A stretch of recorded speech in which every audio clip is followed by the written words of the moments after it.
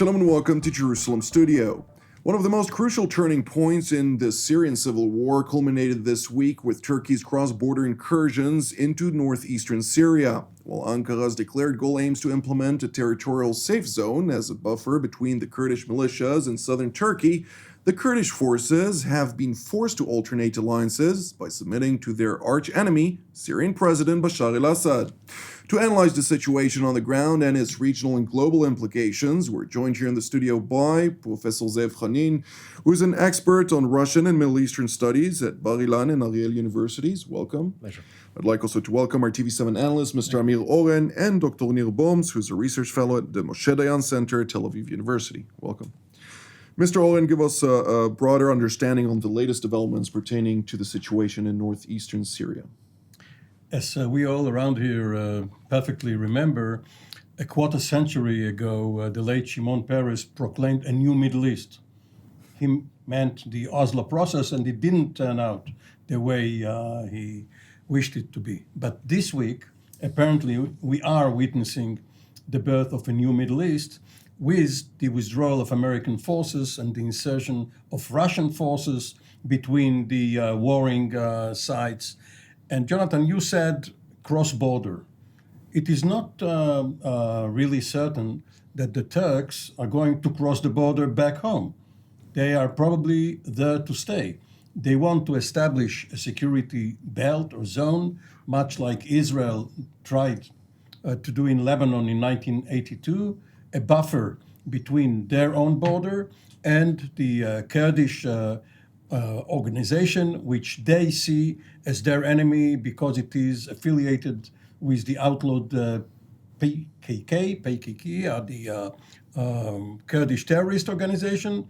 And therefore, when the Americans, who served as a tripwire, much the same way they did in West Berlin during the Cold War, the American brigade in Berlin was no match for the heavy divisions of the Soviet forces. But the Soviets knew that if they attack Berlin and they trample on American soldiers, the full might of the United States will be at them and the Third World War will start. Here, too, the Americans were not supposed to block by their own bodies any invasion from Turkey, Turkey being, as you mentioned, an American ally in NATO.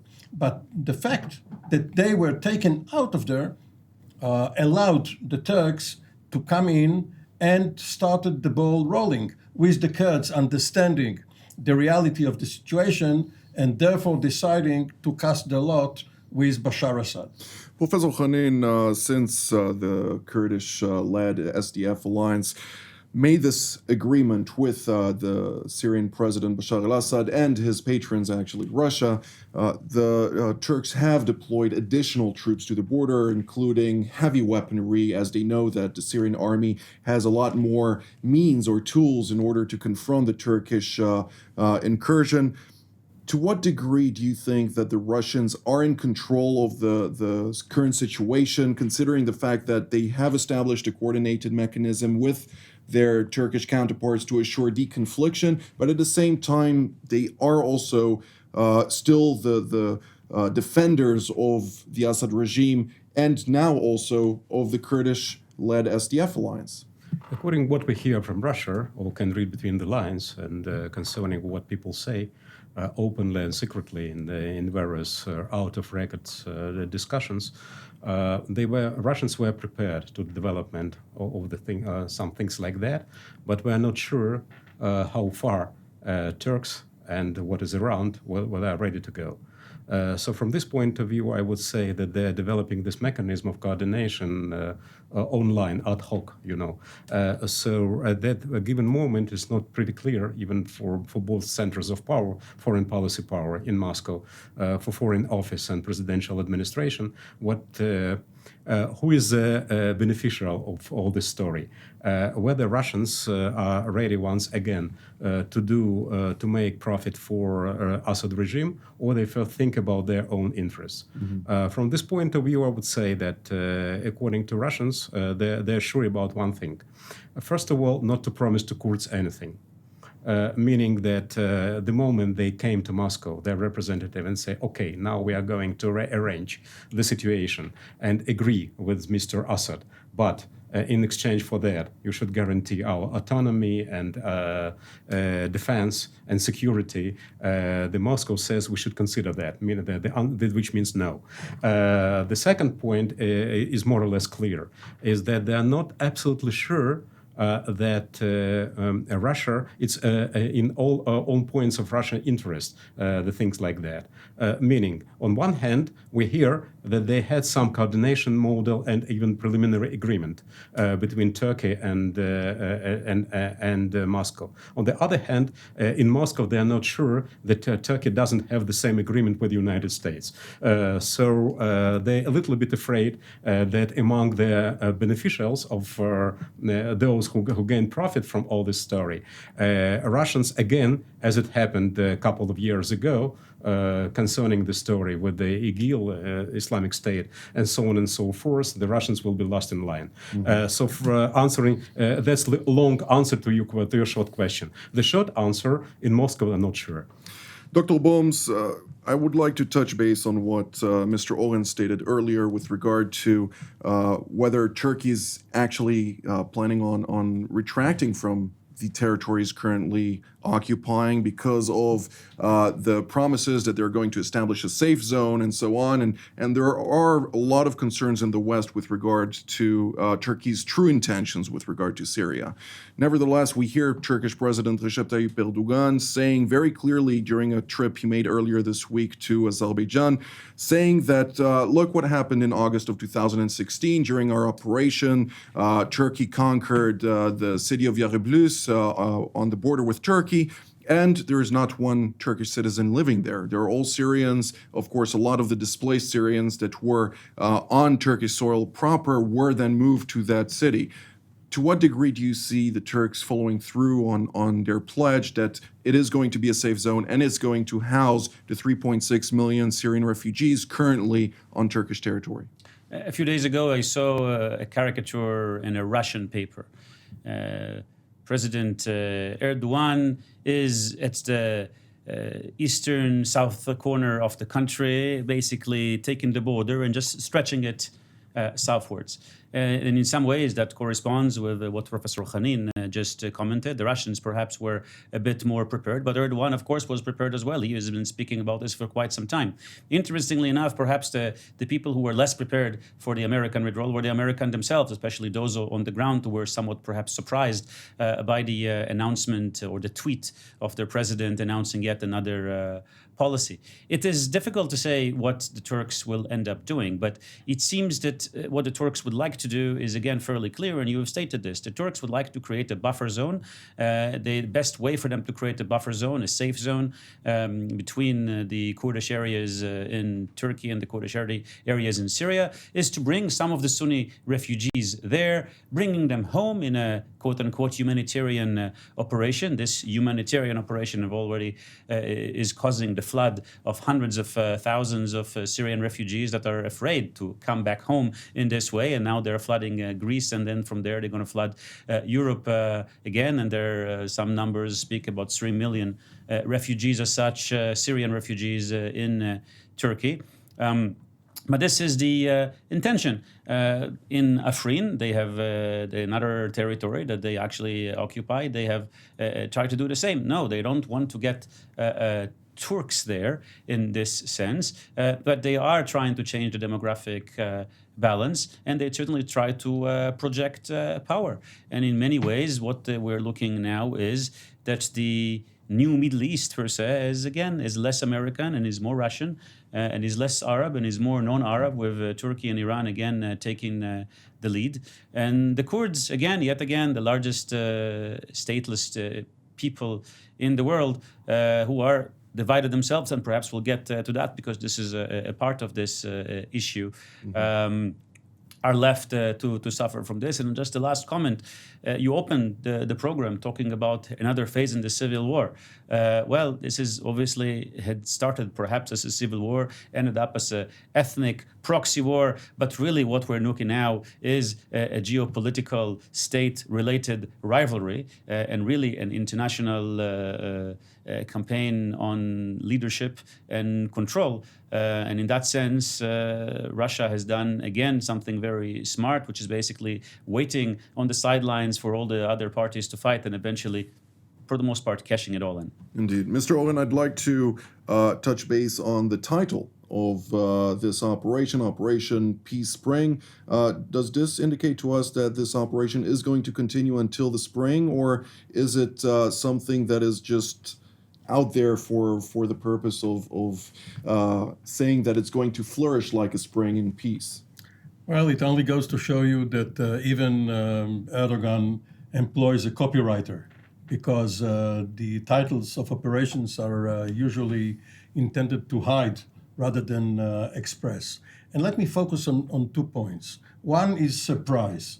Ever since the Second World War, we have seen a cottage industry of analysts talking about intelligence surprise. Intelligence doesn't necessarily mean the intelligence agencies, also the policymakers. And this is what we are now seeing is an example not of a Pearl Harbor or a Barbarossa, but more of a Yom Kippur War.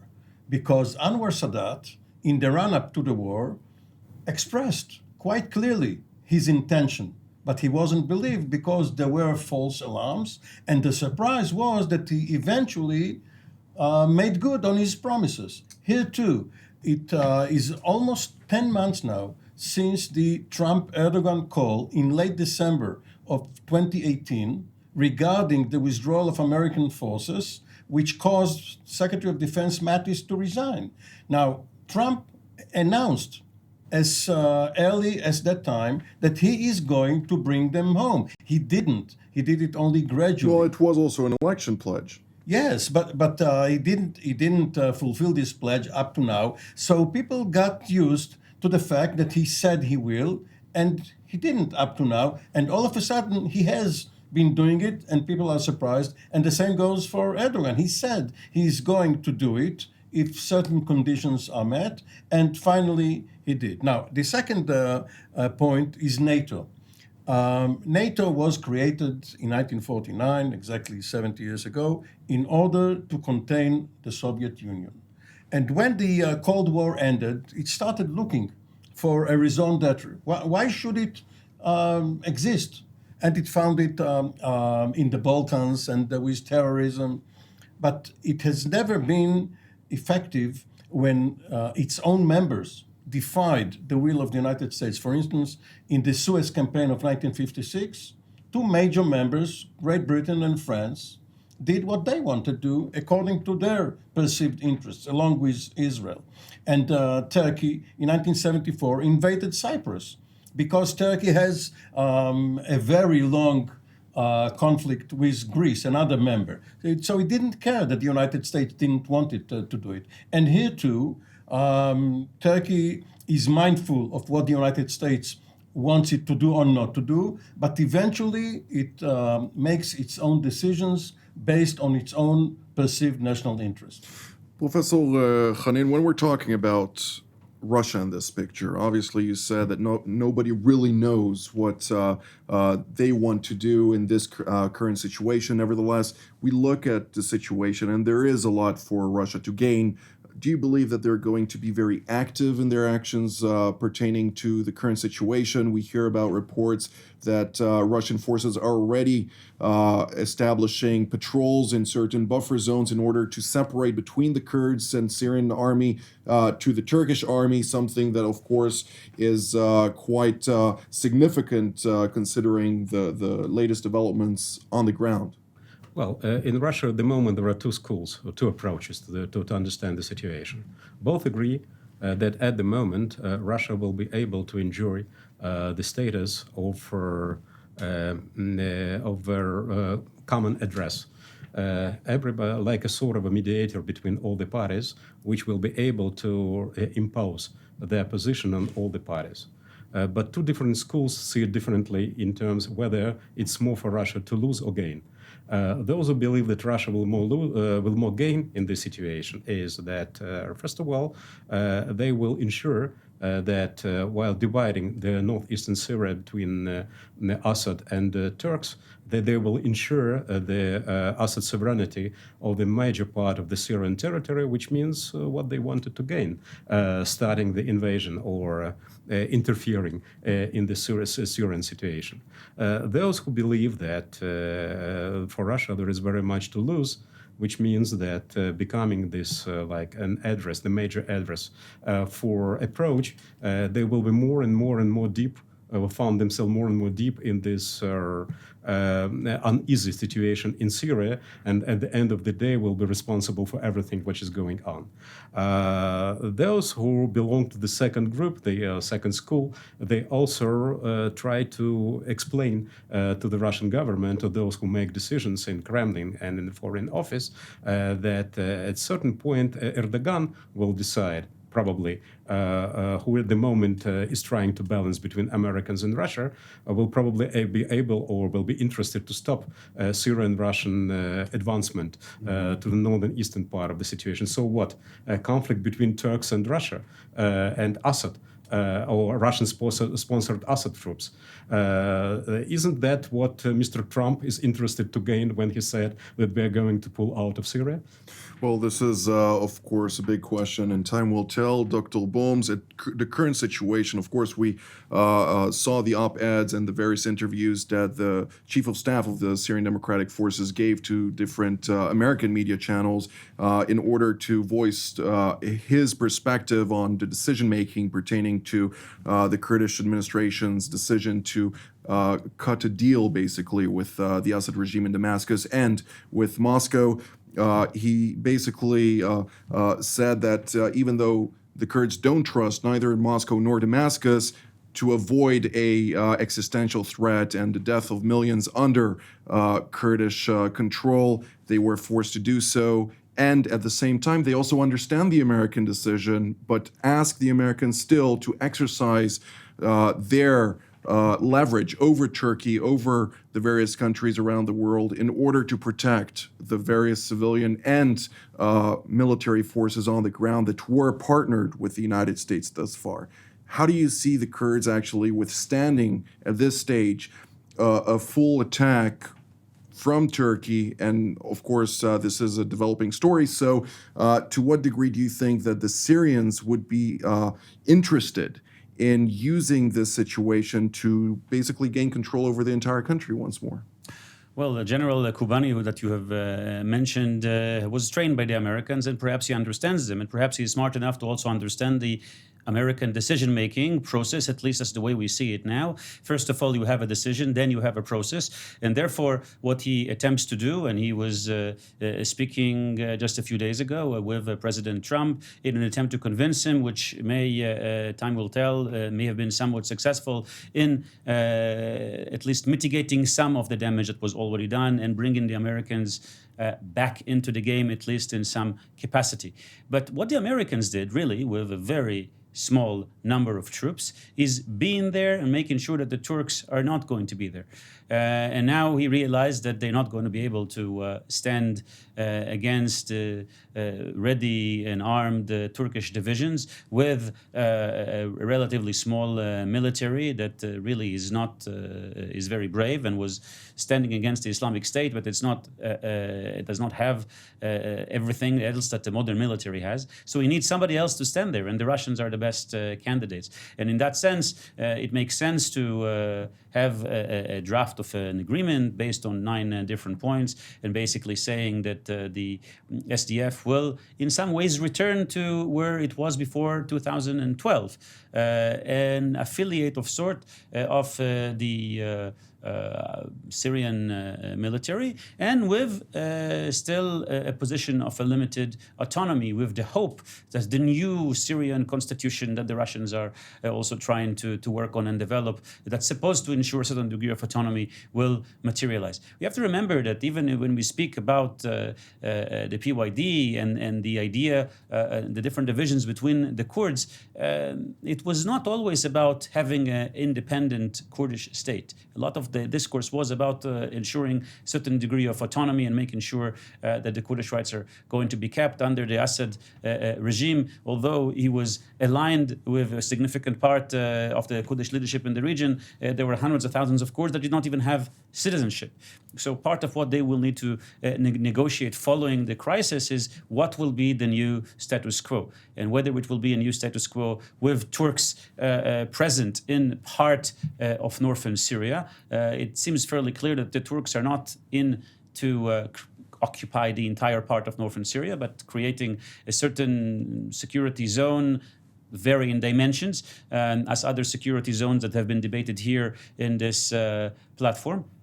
And therefore, what the Kurds ought to do is really replace one umbrella with another, and now try to mitigate the situation further, and in some ways hope for the best, and at the same token launch counterattacks that were even surprisingly somewhat successful, despite the disadvantage in numbers and equipment. Mr. Oren, to what degree is President Erdogan committed to this operation, and to what degree are the Americans and Europeans committed, considering also the sanctions that the United States already imposed on Ankara, on the defense ministry, and so on, and the Europeans as well, which are also a big factor here with regard to military support, banning basically Turkey from any military arms dealings until further notice? For the time being, it seems as if it is a lot of pressure, but the Europeans do not have stamina. We have never seen them in support of some steady policy for a long period. But perhaps the long period is irrelevant here, because in a year's time we're going to have elections in the United States. Now, it all started 100 years ago after World War I with self-determination and with the dismemberment of the Ottoman Empire. The problem is that we have seen new nations rise, but minorities such as the Kurds, being in Syria, Iran, Iraq, and Turkey, if they get their own self-determination, it means that countries such as Turkey and the others are going to lose a lot of territory. So Erdogan, being a neo-Ottoman, he wants to be the new Sultan. Of course, he's going to oppose it. And for him, and as we have seen by the reaction in the Turkish street, even his opponents, for the time being, as it usual when wars start, later, of course, the excitement abates and people turn against it. But right now, Erdogan managed to get some nationalist fervor into the Turkish body politic and society. For the time being, it's a winner for him. But if you had a Rip Van Winkle, someone who went to sleep 100 years ago, but in this case only 50 years ago, woke up today and said that the Russians and the Turks are on the same side, the Americans are against the Turks.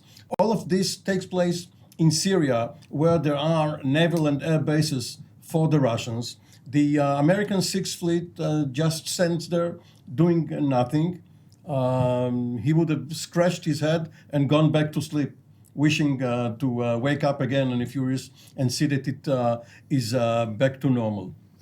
Professor Khanin, to what degree do you see Russia stand by and allow Turkey to expand and grow with all those Western allegations from Europe and the United States and elsewhere as well with regard to Turkey's intentions, specifically of President Erdogan, with regard to really establishing a new Ottoman Empire, a new Turkish empire, and being its sultan? Do you think Russia, which is situated with very close proximity to Turkey, would it agree agree to something like that? Yeah, that's a very $1 million question. Yeah, we, as you noticed, gentlemen, we hardly mentioned the word Iran in the course of this discussion.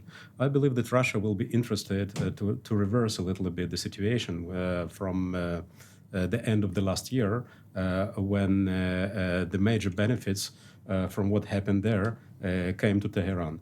So they probably would be interested to let Turkey to go a little bit further than they probably Russia in Moscow they expected at the beginning, in order to limit the interests and possibilities of Tehran there. On the other hand, they would probably be interested to gain a little bit bigger flexibility from Turkey in the places like Idlib and so on, and so forth, where there was a disagreement between Vladimir Putin and President Erdogan. On the other hand, I don't think that they are very much interested in Moscow, in both factions of their foreign policy establishment, the presidential administration and foreign ministry, to promote all these ideas of the big Turkey, of neo-Ottoman Empire, and so on and so forth.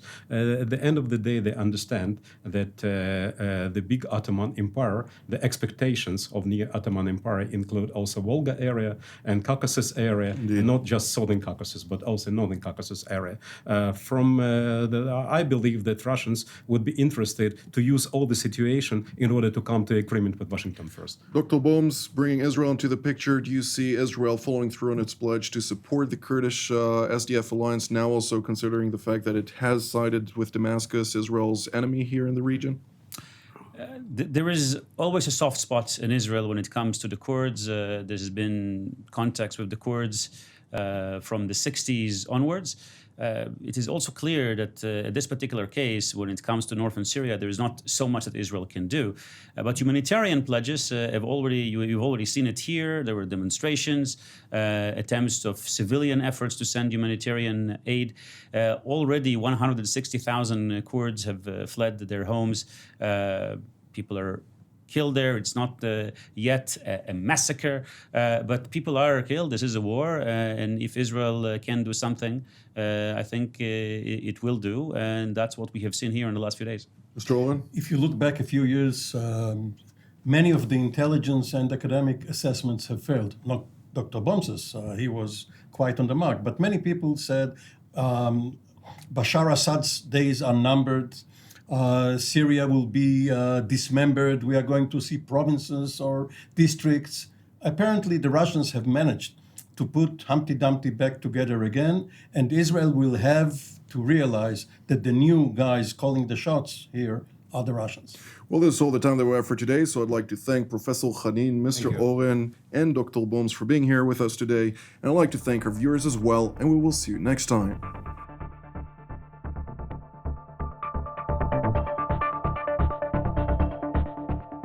You just watched TV7 Jerusalem Studio. We encourage you to pray for the challenges raised in today's program. If you were blessed by our production, please consider supporting TV7 Israel. The details of our respective bank accounts for donations from Europe and the United States appear on the screen. Your generosity allows us to continue to serve God's calling, to broadcast content that truly matters through TV7 Israel from Jerusalem.